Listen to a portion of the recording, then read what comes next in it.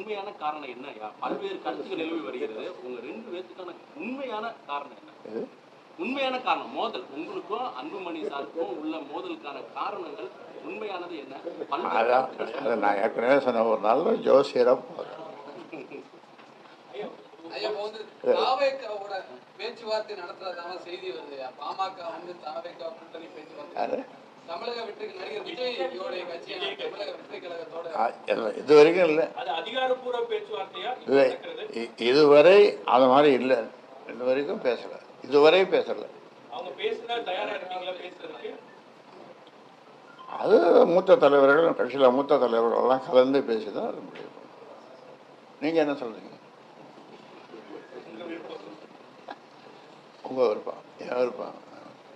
சரியான பதில் சொல்றாரு. பொதுச் செயலாளர் கண்டுபிடிச்சு கொடுக்குறவங்களுக்கு ஒரு 100 ரூபா கொடுக்குறாங்க பரிசு. அதிகமா பரவா ரொம்ப ரொம்ப கம்மியா ஃபாரின் பார்க்கலாம் வச்சுக்கிறோம். அதான் பிடிக்கக்கூடாதுன்னு சொல்கிறேன். படிக்கணும்னு சொன்னாங்க குழந்தைகள்னு சொல்கிறேன். சமூக நீதி, இடஒதுக்கீடு, பெண் உரிமைக்காக பல போராட்டங்கள் நடக்குறீங்க. குடும்பத்தில் இருக்க பெண்கள் அரசியலுக்கு வரக்கூடாதுங்கிறதுல என்ன காரணம்? அதுக்கான காரணம் என்ன? நீங்க பல போராட்டங்கள் பெண் உரிமைக்காக நடத்திருக்கீங்க. குடும்பத்தில் இருக்க பெண் அரசியலுக்கு வரக்கூடாது. சரி, ஒன்று கேட்குறேன். ஜெயலலிதா அப்புறம் எம்ஜிஆர் ஃபாலோவராக ஜெயலலிதா அந்த அம்மையார் வந்தாங்க. அதை தவிர இப்போ இருக்கிறவங்க மற்றவங்க, இப்போ இருக்கிற கட்சி மற்றவங்க யாருன்னா பெண்கள் அவங்க குடும்பத்தை சேர்ந்து வர்றாங்களே,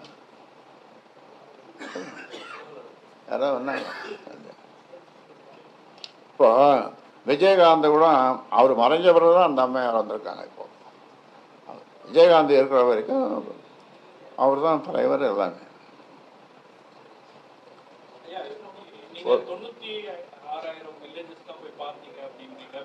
96,000